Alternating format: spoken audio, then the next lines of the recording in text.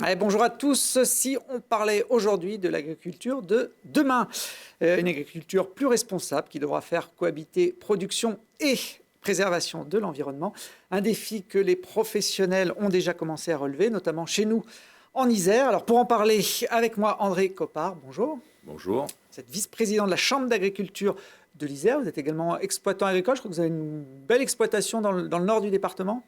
Oui, côté de Bourgoin-Jallieu, à Saint-Savin exactement. Donc je suis céréalier, enfin exploitant en grande culture avec mon fils en société. Voilà. Les céréales, donc. On fait du maïs, du blé, de l'orge, du colza, toutes les principales céréales du secteur. En face de vous, Eugénia Pomaré, bonjour. Bonjour. Vous êtes ingénieure agronome, directrice de l'UIPP. Alors, l'UIPP, c'est l'Union des industries pour la protection des plantes. Vous fédérez tous les acteurs, ou en tout cas les principaux acteurs du secteur ? Exactement, c'est une association professionnelle qui fédère aujourd'hui 19 entreprises qui mettent sur le marché des produits phytosanitaires, donc tout ce qui est là pour soigner des plantes. Avec une mission particulière Alors c'est un syndicat professionnel classique, mission de représentation de ses membres, interface avec les parties prenantes, les associations, les pouvoirs publics, mission de veille aussi quand il y a des textes pouvant nous concerner, et puis le lien avec nos homologues au niveau européen, voire même international. Avec nous également un chercheur, Jacques Bourguignon, bonjour. Enchanté. Vous travaillez au laboratoire de physiologie cellulaire et végétale. Oui, donc c'est un labo qui est situé sur le campus du CE Grenoble, qui est une UMR, une unité mixte de recherche dans laquelle travaillent des chercheurs du CNRS, des chercheurs de l'INRA, des chercheurs de l'Université Grenoble-Alpes et des chercheurs du CEA, et également des techniciens et des doctorants et post-doctorants. Et donc on s'intéresse, donc c'est surtout une recherche fondamentale que l'on fait. On s'intéresse aux mécanismes, on va dire moléculaires qui interviennent dans différents aspects de la physiologie de la plante, notamment la mise à fleur, la photosynthèse, le développement. Et nous, dans notre équipe, on s'intéresse plus particulièrement à l'impact des métaux lourds sur les plantes et les microalgues. On verra ça un peu plus tard dans l'émission. On ne peut pas dire, Eugénia Pomaré, que les pesticides ont une bonne image auprès du grand public. À quoi ils servent ces produits ? Alors, ce sont des produits qui servent à protéger les plantes, essentiellement contre soit les mauvaises herbes, donc les herbicides, soit des maladies. Donc, des maladies, en général, c'est tout ce qui est champignons microscopiques. On peut avoir en tête le mildiou, l'oïdium, la carie du blé, par exemple. Et puis, en moindre mesure, sur nos climats, les insecticides, donc les insectes. Ça peut être des insectes du sol, des insectes de la plante. Je dis en moindre mesure parce que nous sommes dans des climats qui favorisent moins les insectes par rapport à d'autres parties du globe.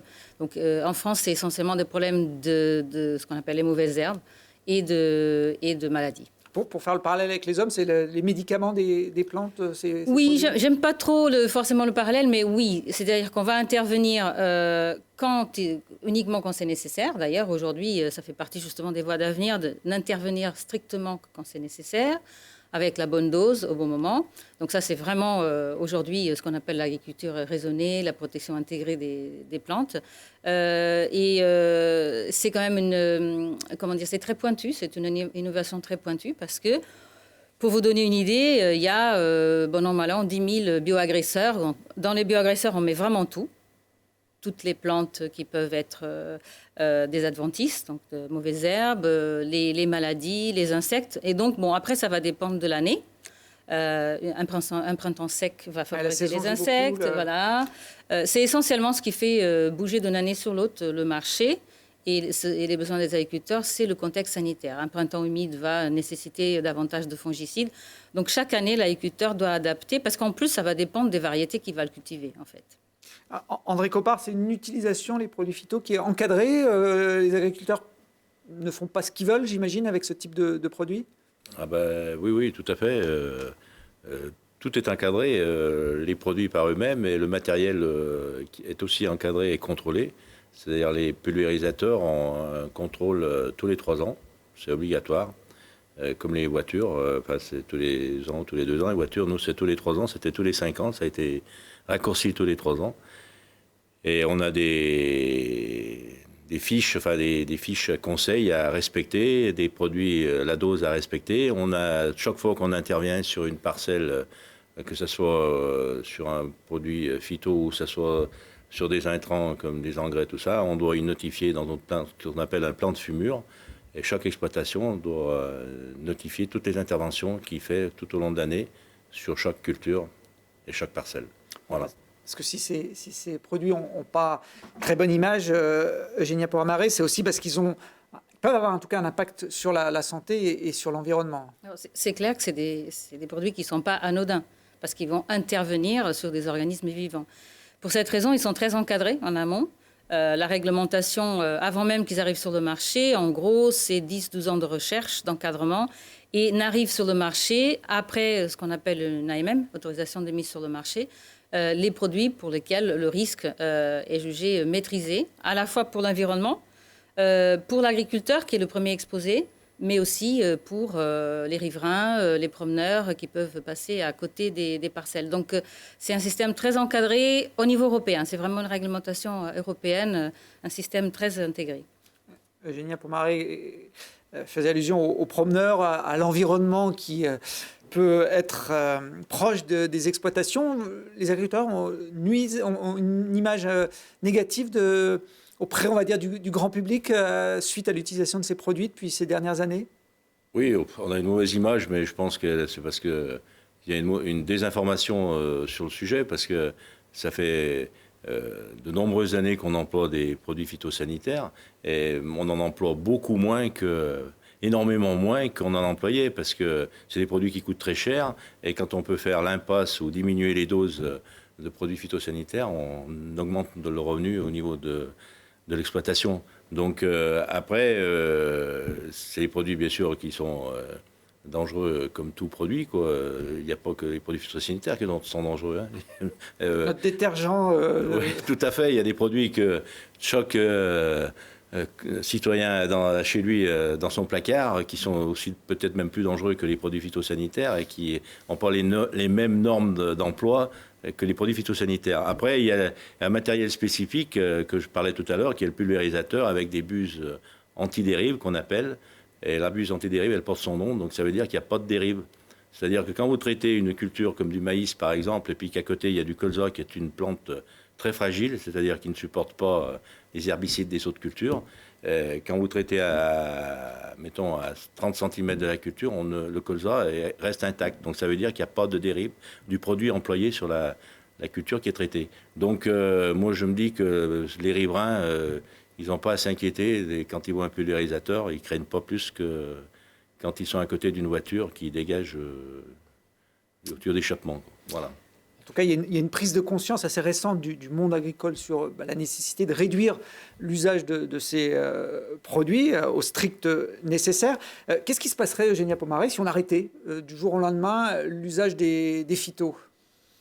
On aurait des pertes considérables au niveau de la culture. Alors, une culture qui sort de terre et qui est rapidement attaquée, parfois même au niveau de la semence. Donc, pendant tout le cycle de la culture, plus elle est longue. Alors, les cultures qu'on appelle pérennes, la vigne, les arbres fruitiers, c'est celles qui vont être les plus attaquées parce qu'elles sont là toute l'année, donc tous les cycles de l'année. Mais les cultures annuelles, elles seraient fortement impactées. Donc, l'objectif, c'est déjà d'expliquer aux citoyens. Bon, les questions sont tout à fait légitimes. Hein, quand on voit effectivement passer des machines, on s'interroge. D'où l'intérêt de revenir sur le sens même du métier, expliquer le pourquoi du comment. L'agriculteur ne peut pas se permettre de perdre 30 ou 40% de sa récolte, c'est pas possible. Et donc de pouvoir être au plus près des besoins de l'agriculteur avec des produits, des solutions. On parle aujourd'hui plus de solutions que de produits, parce qu'on est de plus en plus dans une approche qui va combiner les produits peut-être plus anciens de la chimie avec des produits action biologique et puis les aspects robotiques. Donc, il y a besoin d'expliquer aux citoyens, aux consommateurs. Alors moi, je dis souvent, s'il y a autant d'inquiétudes ou de questionnements, c'est aussi parce que ça finit dans notre assiette. C'est ça la question. Donc, tout le monde s'interroge, et c'est très bien, sur ce qu'il mange, sur les conséquences. À nous d'être, en tant que responsables, metteurs en marché, les entreprises, d'être là pour expliquer. Et d'assurer que l'agriculteur, lui, il est formé, il est professionnel. Il va utiliser un produit en respectant ce qu'on appelle, par exemple, un délai avant la récolte. Et ce délai avant récolte, par exemple, va garantir que le jour où vous avez acheté vos fraises, elles ont été récoltées au moment où le produit a été dégradé dans le fruit, par exemple. Donc tout ça, c'est extrêmement encadré. Encadré en amont et après encadré en aval aussi, parce qu'il y a énormément de contrôles qui sont faits sur les étals des marchés. Pas que sur les produits phyto, mais sur les produits phyto très essentiellement.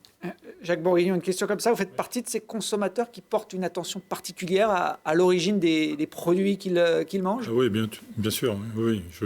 On essaye de consommer des produits bio et on essaye aussi de consommer des produits qui sont produits en France, en évitant aussi consommer des fruits qui viennent...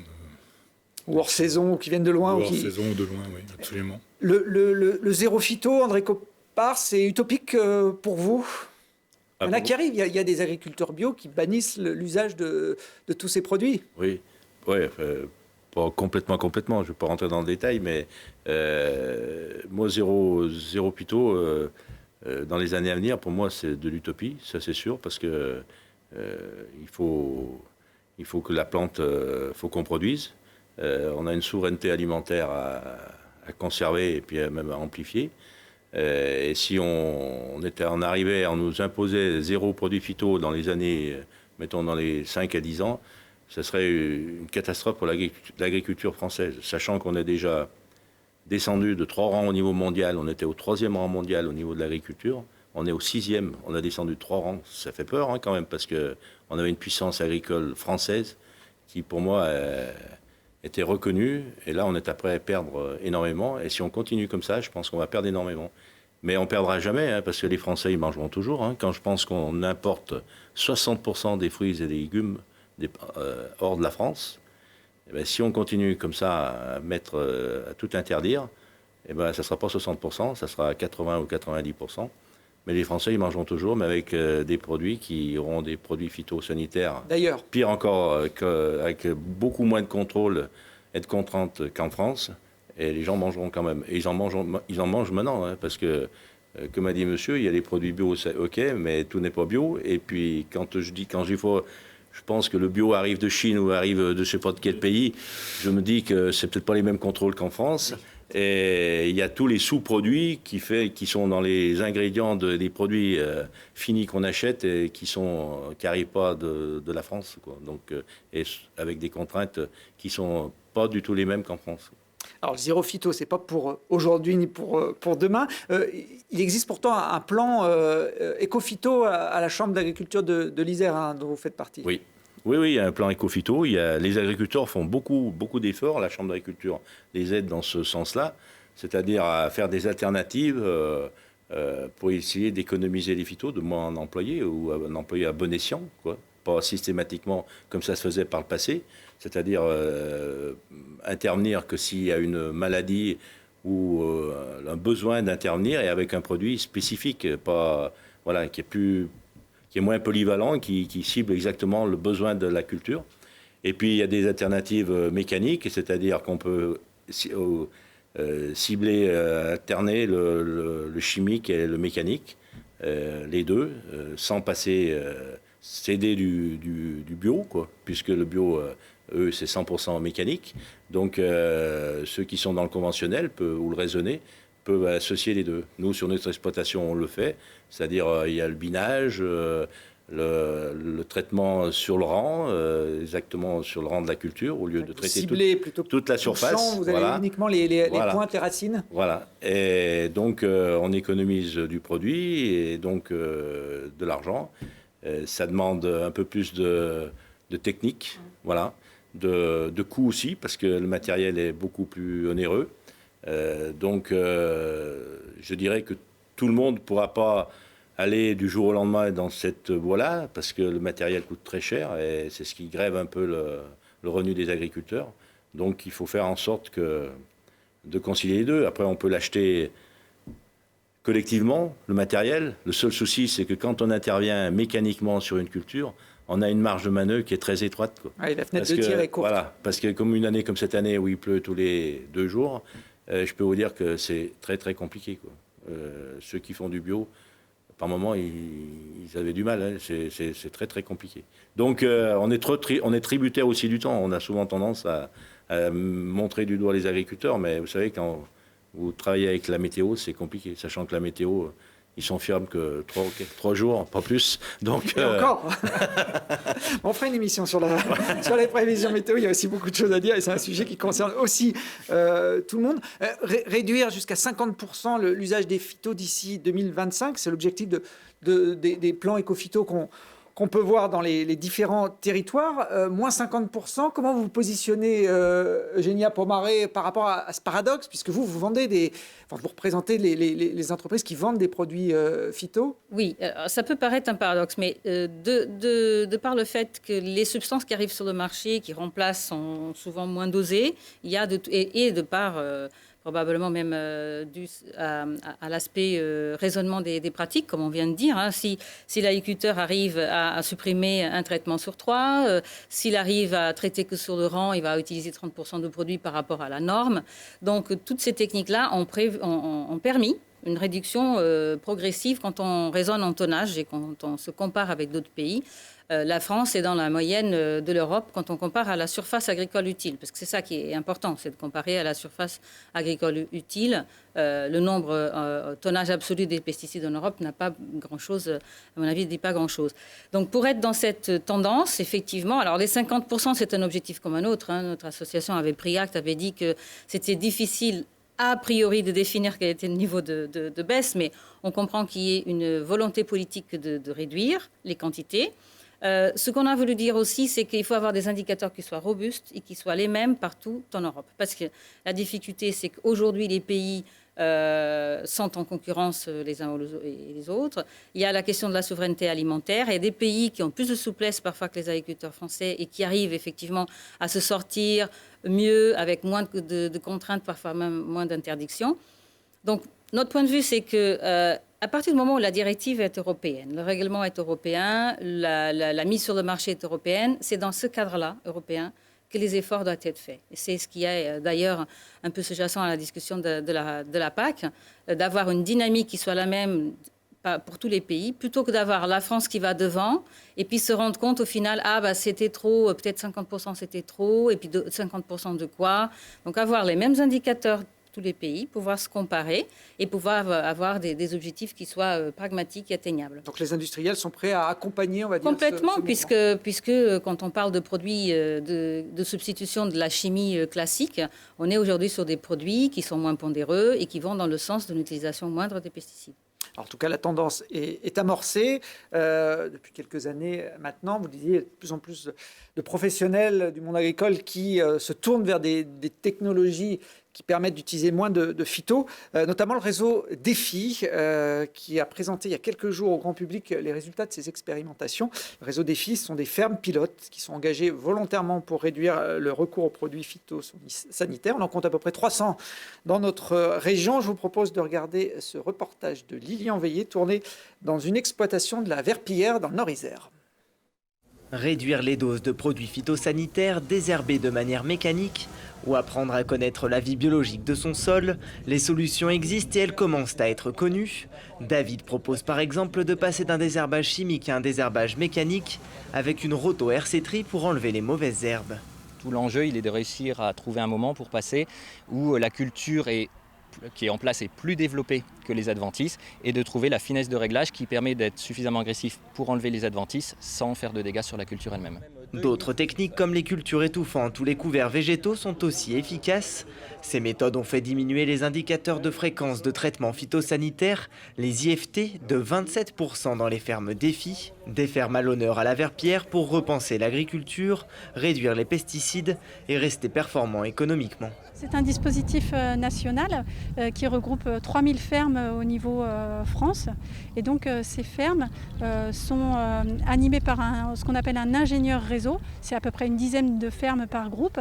Et donc cet ingénieur réseau accompagne les agriculteurs dans leur réduction de phyto. La région compte aujourd'hui 82 fermes DEFI et 218 fermes du groupe 30 000. Pour faire passer de 3 000 à 30 000 ce genre de fermes engagées dans la transition agroécologique.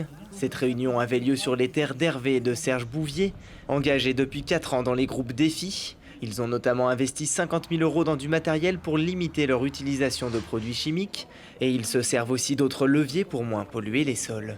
Une plante qui n'est pas stressée, qui n'a pas trop chaud, dont l'atmosphère n'est pas trop sèche, va mieux absorber les produits qu'on va épandre. Donc le but, c'est de faire des traitements que quand les conditions sont optimales. D'autres leviers plus agronomiques avec comment gérer le sol, les couverts végétaux, les intercultures, éventuellement les réductions de doses d'engrais ou d'autres voies que les engrais chimiques. Avec cette agriculture raisonnée, ils n'ont pas vu d'augmentation de leur rendement, mais ils veulent produire mieux, pas plus, et ils augmentent leur marge en conséquence pour continuer d'être rentables. Et pour cela, des fournisseurs comme la maison Chola vendent à ces agriculteurs les ressources dont ils ont besoin et rachètent ensuite leurs récoltes. On fait la promotion d'une agriculture qui se veut économiquement rentable déjà, et puis éco-responsable, c'est-à-dire qu'on intervient quand on peut avec le strict minimum. Quand il y a des techniques qui semblent prometteuses, on les expérimente avant de les lancer à grande échelle. On ne perd pas de vue quand même qu'il faut que l'agriculteur vive de ce qu'il fait, c'est essentiel. Cette journée s'inscrit dans la démarche nationale Éco-Phyto qui veut relever un vrai défi, réduire les produits phytopharmaceutiques de 50% d'ici 2025 et favoriser la sortie du glyphosate d'ici 2022. Et André Coppard, moins de phyto, c'est plus de marge, comme on l'évoquait dans ce reportage pour les agriculteurs? Oui, c'est plus de marge, mais en contrepartie, c'est plus d'investissement, comme je l'ai dit tout à l'heure, dans le matériel. Au niveau technicité, c'est beaucoup plus onéreux.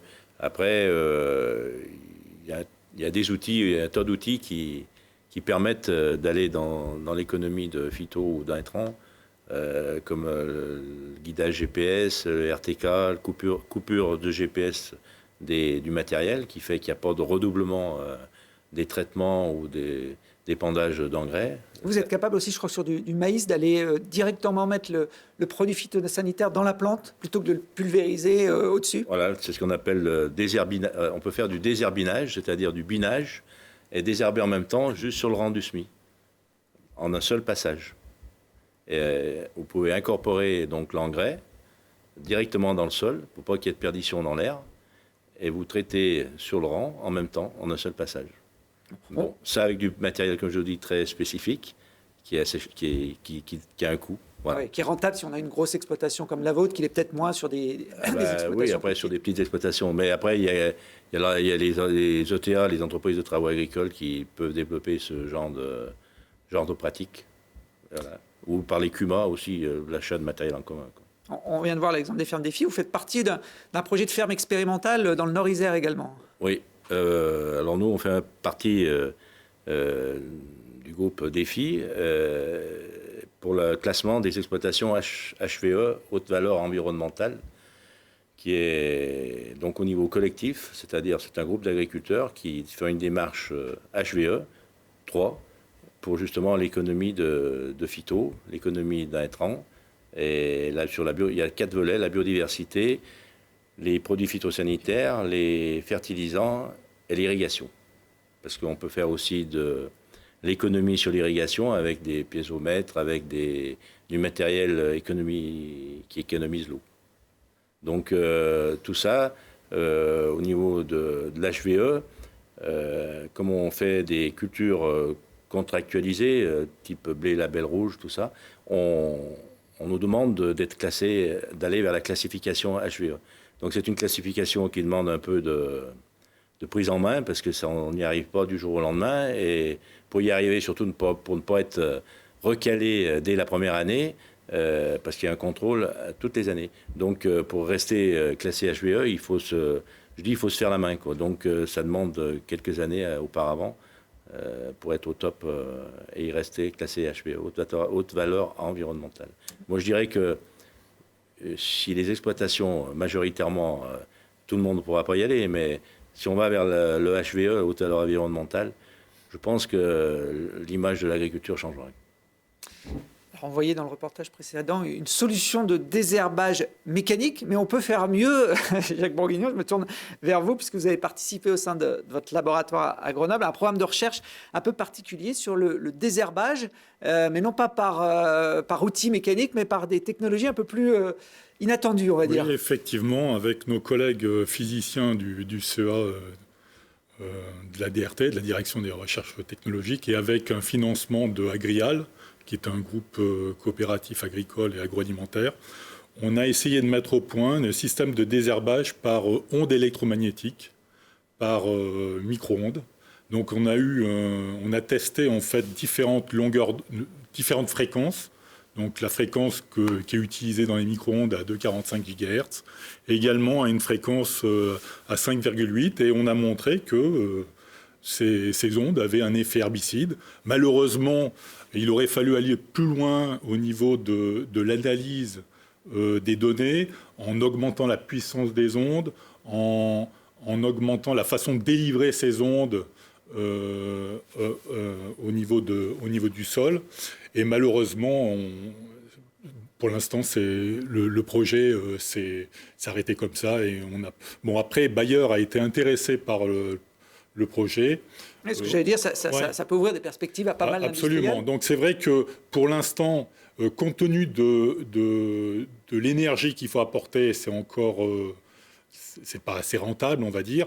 Mais en allant plus loin dans la physique des phénomènes, on aurait pu, si vous voulez, on pourrait envisager de réduire le temps de délivrer l'onde à la plante pour que c'est un coût énergétique moindre. C'est des recherches que vous avez brevetées, que vous avez protégées quand même? Oui, on a eu un brevet. On a un brevet, effectivement, avec les collègues du LETI au CEA Grenoble. Oui. Ces ondes, elles sont capables d'aller tuer la mauvaise herbe et de garder la plante qu'on veut faire pousser ou pas? Non, elles ne sont pas sélectives. Elles sont pas sélectives. Donc, si vous voulez, en fonction de la fréquence, on peut avoir, à 2,45, par exemple, vous allez tuer toutes les plantes qui sont au sol. Malheureusement, vous allez aussi pénétrer au niveau du sol. En ayant une fréquence à 5,8, vous allez tuer que les plantes qui sont à la surface. Voilà. En préservant le sol. En préservant le sol. Et cette technique, en fait, est utilisée donc à ces fréquences de 2,45 pour stériliser, par exemple, des sols, notamment en Hollande. Il y a déjà des machines qui existent et qui permettent, en fait, lorsque on veut produire des végétaux de haute valeur ajoutée, des tulipes, tout ça. On va comme ça stériliser le sol avec ces micro-ondes. Alors c'est intéressant cet axe de recherche. Vous dites ça, c'est de la recherche fondamentale qui n'a pas forcément tout de suite un débouché industriel. Eugénia Pomarez, les entreprises que vous représentez, j'imagine, ont leur propre labo de recherche. Est-ce que pour autant il y a des passerelles avec des laboratoires comme celui de Jacques qui font de la recherche plus pure, plus fondamentale? Il y a énormément d'exemples. Les entreprises font effectivement des partenariats de recherche et je pense qu'elles le feront de plus en plus parce que on cherche effectivement, je parlais tout à l'heure de l'approche combinatoire, des approches nouvelles qui peut-être n'ont pas pu percer à un moment donné, mais combinées à d'autres choses avec une autre perspective, parce qu'on est capable de maîtriser les coûts énergétiques, parce qu'on est capable de maîtriser tel ou tel élément. Et donc, ce sont ces partenariats de recherche, c'est très souvent avec des startups sur des sujets pointus.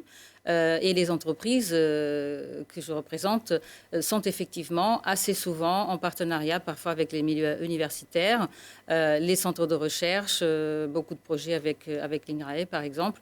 Et puis comme ce sont des entreprises à visée européenne, voire mondiale, avec des projets qui dépassent largement le cadre de la France. Puis on le voit avec le témoignage de Jacques, la recherche, il y a toujours une part d'incertitude, on ne gagne pas à tous les coups. Hein. Effectivement, oui. C'est très compliqué.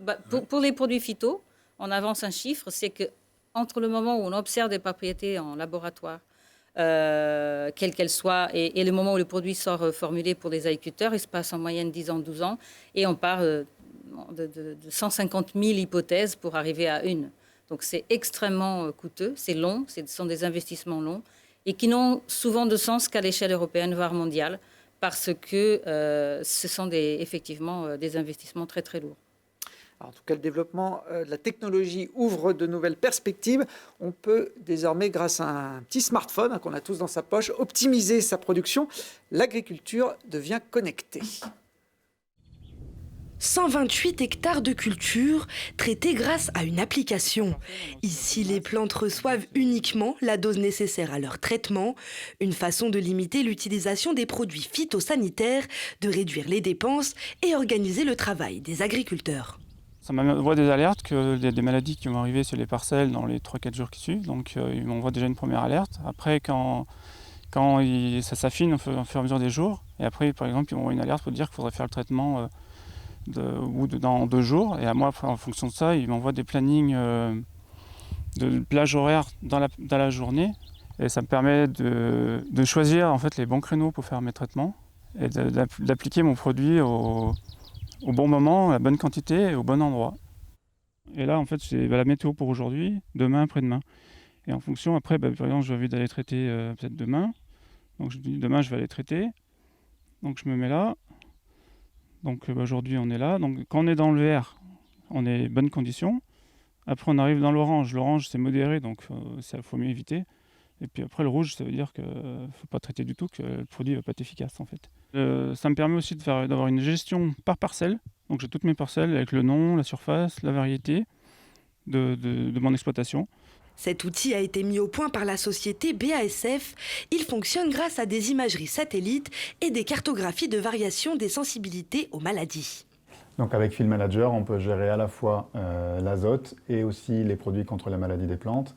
Donc par exemple ici, on verra que sur les zones où il y a beaucoup de biomasse, les besoins en nutriments, donc l'azote en particulier, vont être plus importants. Donc quand on va établir une carte d'application, on aura une dose plus importante dans les zones à forte biomasse et une dose moins importante dans les zones à faible biomasse. Cette agriculture connectée, elle va permettre cette transition agroécologique qui est attendue par nos concitoyens, c'est-à-dire assurer donc, au monde agricole une compétitivité tout en respectant l'environnement, tout en améliorant le respect de l'environnement.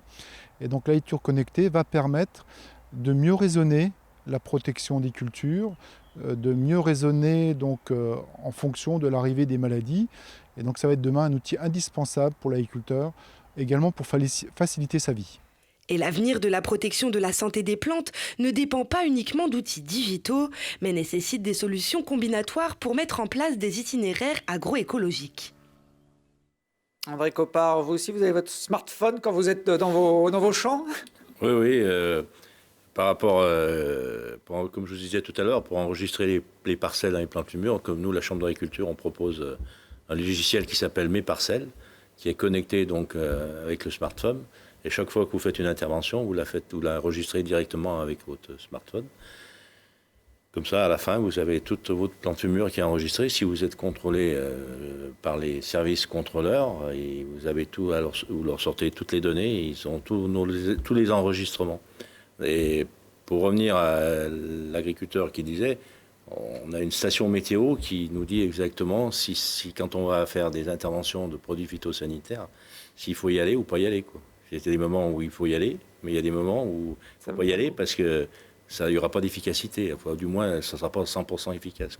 Donc, il faut respecter ces plages. Donc, c'est la station météo qui nous enregistre le taux d'humidité, le vent, la météo future des heures qui suivent le traitement, parce qu'il y a des traitements qu'il ne faut pas de pluie derrière.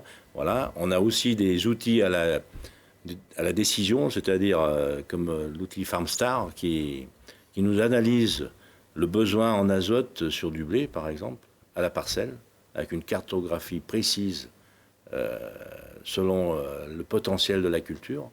Donc ça vous sort sur une clé USB que vous rentrez dans le logiciel de l'appareil, du SMOIR, et le logiciel se connecte à la clé USB et il gère selon la cartographie délivrée par l'outil FarmStar. C'est vrai que la technologie ouvre des perspectives nouvelles. Je suis persuadé, comme on est sur les traitements, alors c'est à l'étude et c'est encore vraiment à l'étude, je suis persuadé que dans les années à venir, on va avoir un outil qui va traiter l'herbe exactement, l'herbe qu'il faut, et pas à côté, quoi. Voilà. Mais ça, c'est à petite échelle. On commence à voir la robotisation sur le maraîchage, quoi, par exemple.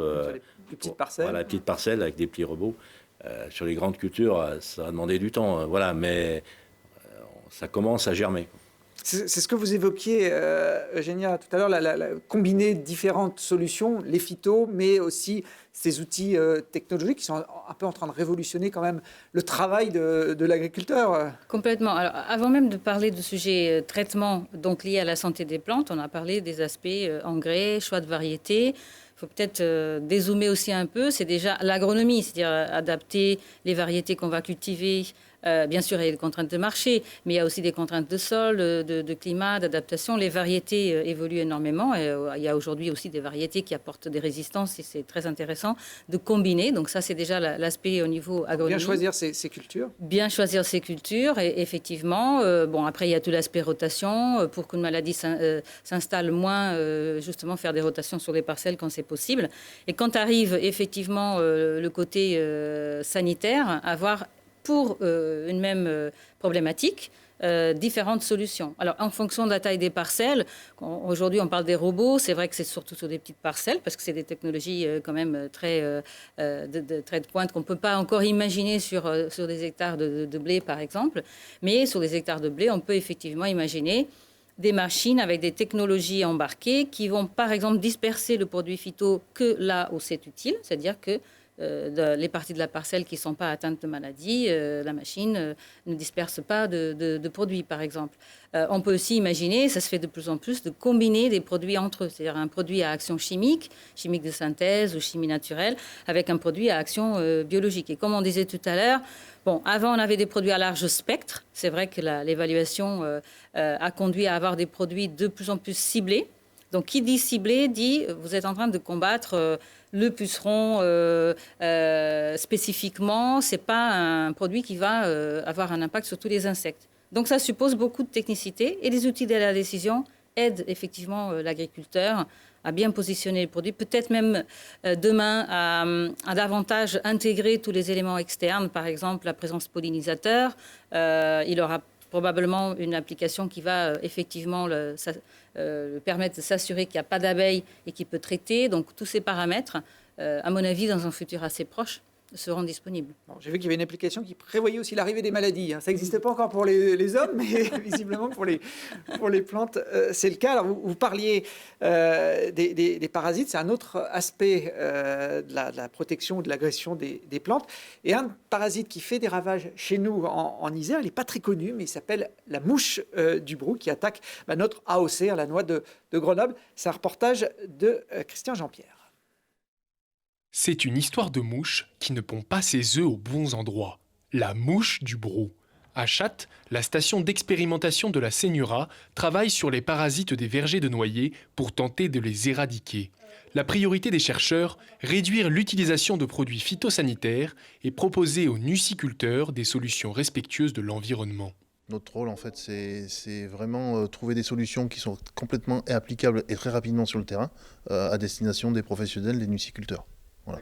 Donc là, ça peut toucher tous les domaines de la production, en fait, autant sur le matériel végétal que sur la protection sur les ravageurs, les maladies, et puis tout le process qu'on appelle la conduite culturelle. Depuis 2017, les nuciculteurs de l'Isère doivent lutter contre un nouveau ravageur, la mouche du brou. En pondant ses œufs dans le brou de la noix, ce parasite peut détruire 80% des récoltes annuelles. Avec le programme Sémiomouche, les recherches avancent pour perturber sa reproduction à l'aide de marqueurs chimiques. Donc l'objectif de ce projet, c'est d'essayer de trouver des solutions alternatives autour des phéromones, donc tout ce qui est odeur de reconnaissance mâle-femelle et également reconnaissance du brou, en fait l'enveloppe verte de la noix, pour essayer de perturber la mouche dans son accouplement et dans sa ponte pour agir sur le ravageur, mais de manière douce par rapport à l'environnement. Une des techniques de lutte respectueuse de l'environnement utilisées dans les filières bio de la cerise, olive et pomme est celle du piégeage massif. Problème, un décret européen n'autorise pas son utilisation pour la noix. Là, on va tout à fait monter au créneau, on est déjà monté plusieurs fois par le ministère de l'Agriculture au niveau en France, parce que comme c'est un décret européen, et donc là, on va renouveler les choses, passer par les élus de la région aujourd'hui, qui ont aussi des antennes au niveau de l'Europe, pour pouvoir faire très rapidement bouger cette erreur. Chaque année, en Auvergne-Rhône-Alpes, 13 000 tonnes de noix sont produites par 800 agriculteurs. En surface, le verger de noyer est le deuxième en France après la pomme.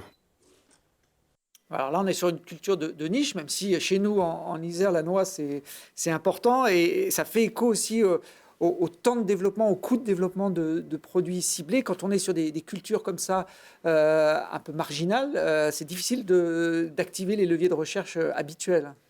C'est un très bon exemple parce que avant même de pouvoir proposer des solutions, qu'elles soient d'ailleurs ici l'exemple des phéromones, il faut déjà comprendre la dynamique de l'espèce. Donc quand on a effectivement des cultures comme le noyer qui ne sont pas très très étendues, donc ça devient encore plus difficile.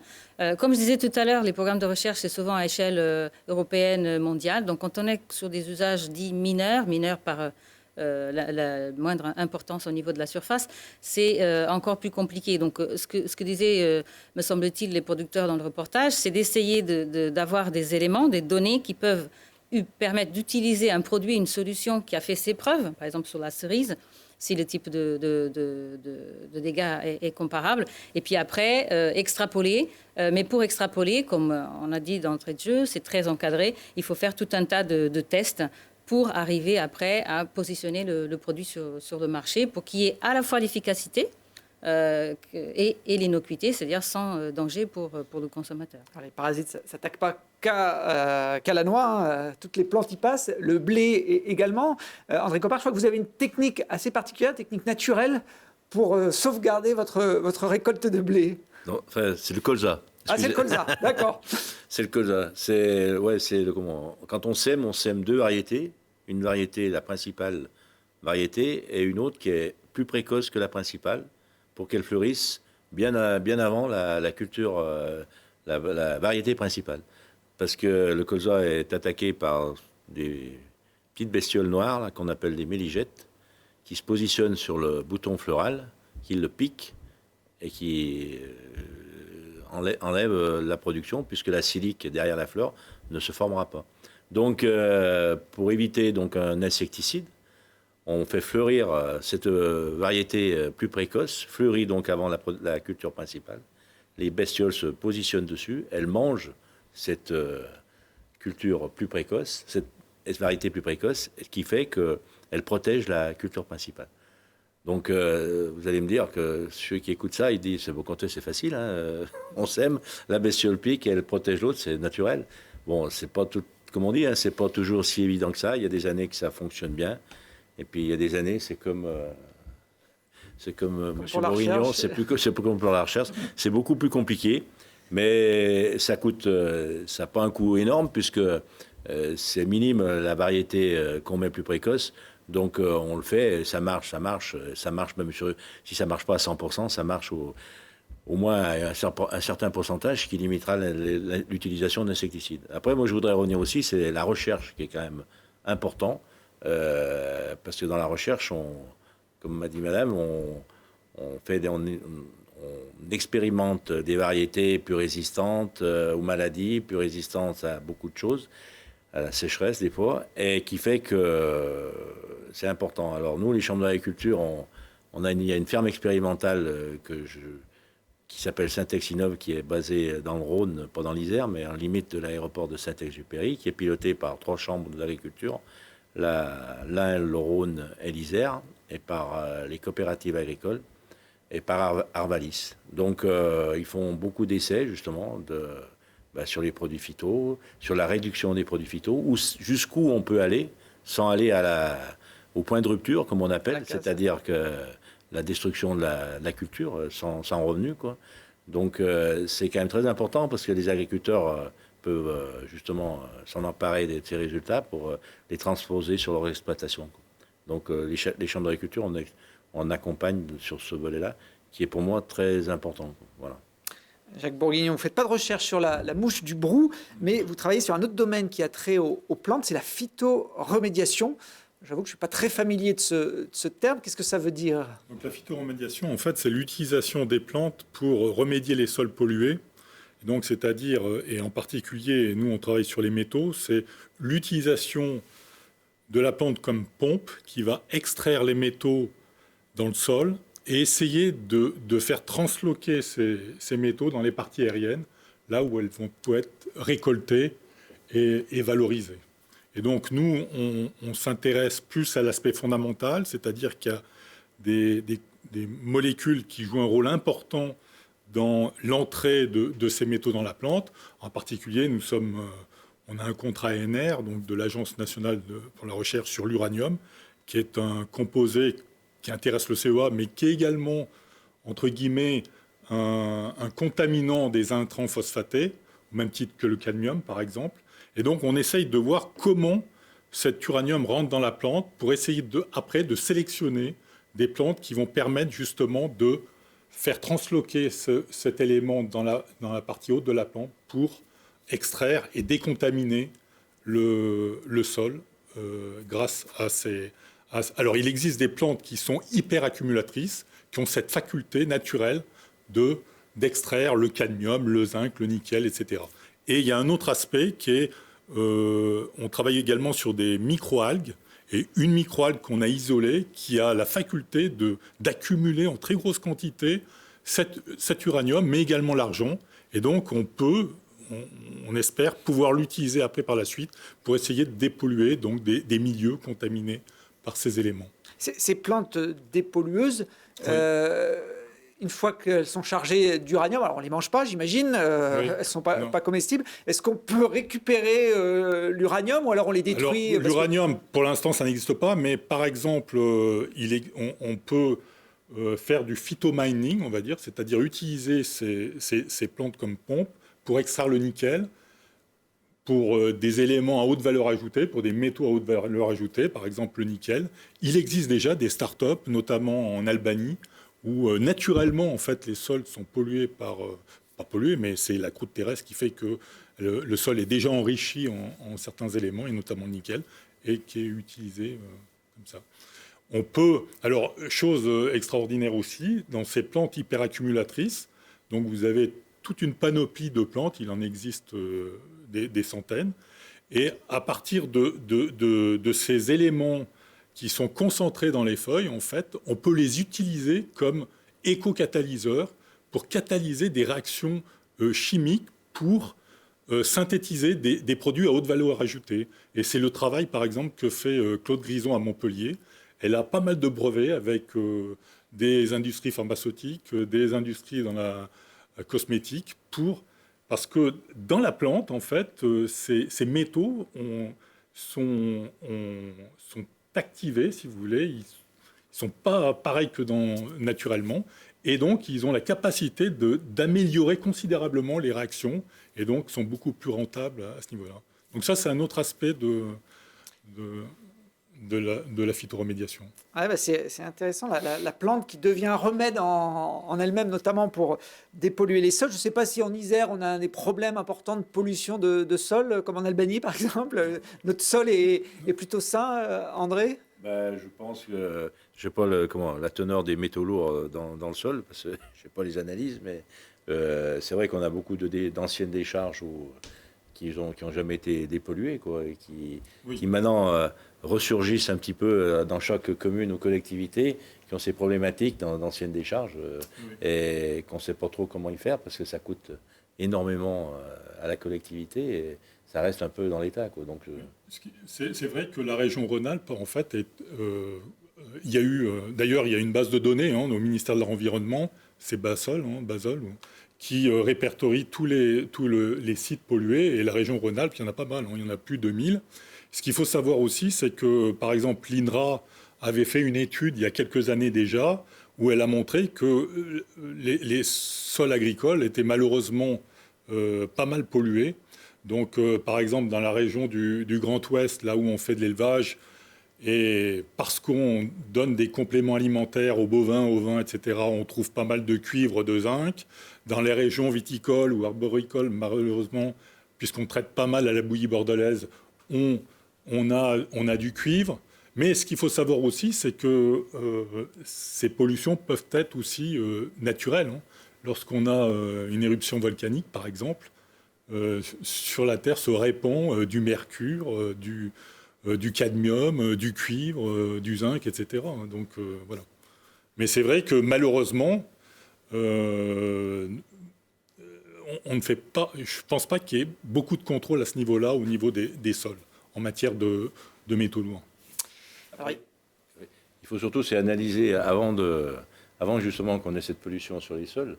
C'est souvent comme au niveau des boues de stations d'épuration qui sont, absolument, qui sont épandus sur les sols agricoles, et qui Pourquoi elles sont épandues? Parce qu'elles reviennent pas cher à la collectivité. Oui. Au lieu de les faire brûler, on les épand. Ça coûte rien. Absolument. Et là, il y a intérêt d'avoir des analyses qui sont très fiables. Absolument. Parce que derrière, il peut y avoir des industries ou d'autres qui amènent des métaux lourds comme Absolument. le chrome, le mercure. Non, mais c'est vrai que les boues et même les composts sont une source de contamination par le mercure, par le chrome, etc., qui sont très importants, c'est vrai. Ça, c'est... Alors pour estimer la bonne qualité d'un sol, il y a effectivement plein de techniques un peu compliquées, mais il y a aussi une opération très simple. Il suffit de prendre son slip, en coton de préférence, et de l'enterrer dans la terre. Regardez ce reportage de Laurine Guignard.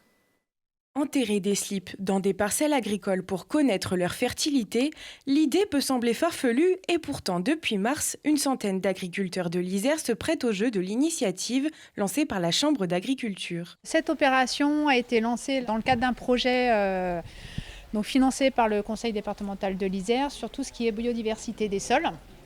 Et dans ce projet, en fait, on a deux volets. Un volet plus suivi, un peu plus scientifique, entre guillemets, et un volet plus sensibilisation des agriculteurs sur la biodiversité des sols.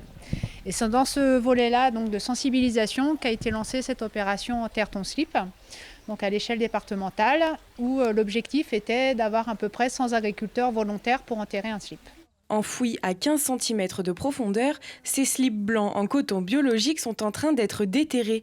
Cet outil est plutôt ludique que scientifique, mais ces bouts de tissu vont devenir de véritables indicateurs pour les agriculteurs. C'est l'état où est nos sols, parce qu'on fait des analyses de sol, on voit vraiment la composition du sol, qu'est-ce qu'il y a dedans, donc le pH, la composition du sol, mais on ne voit pas la vie qu'il y a dans le sol.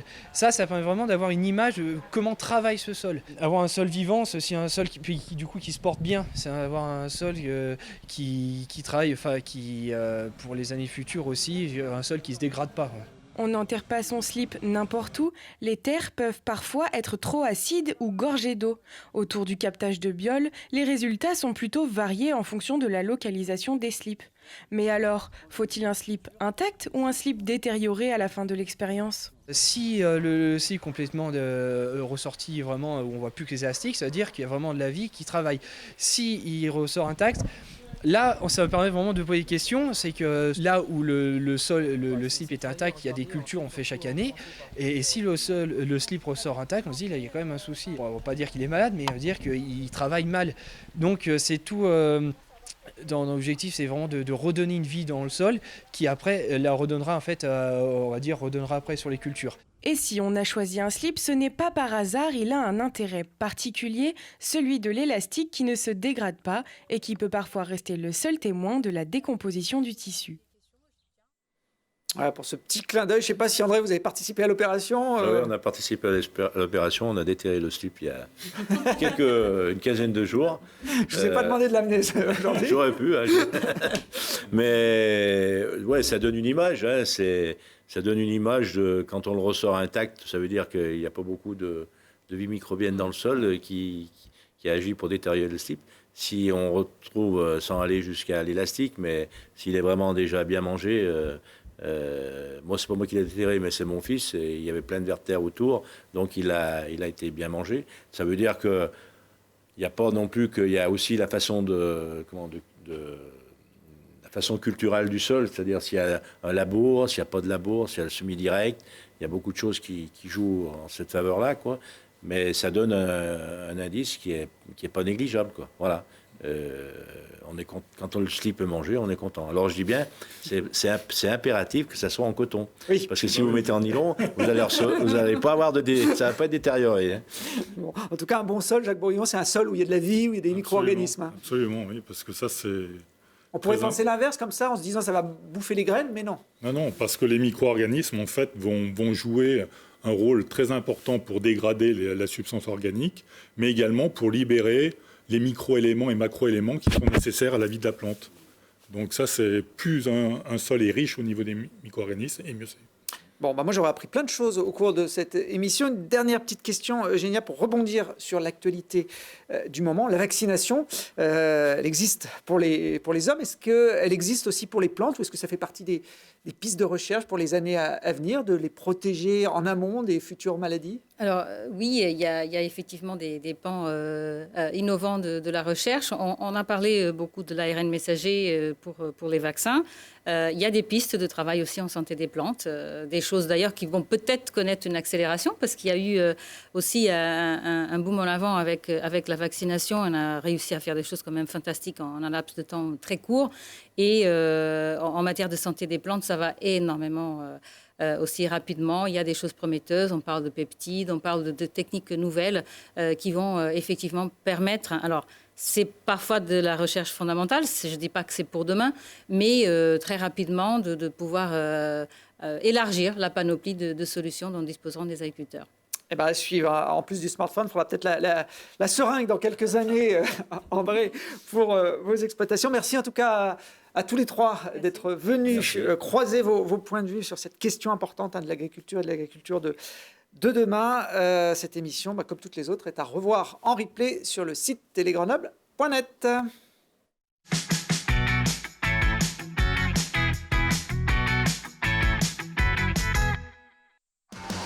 L'entrepôt du bricolage, filiale du groupe Samsé, vous a présenté Si on parlait. Vous avez profité de Si on parlait avec Gilles Trigna Résidence.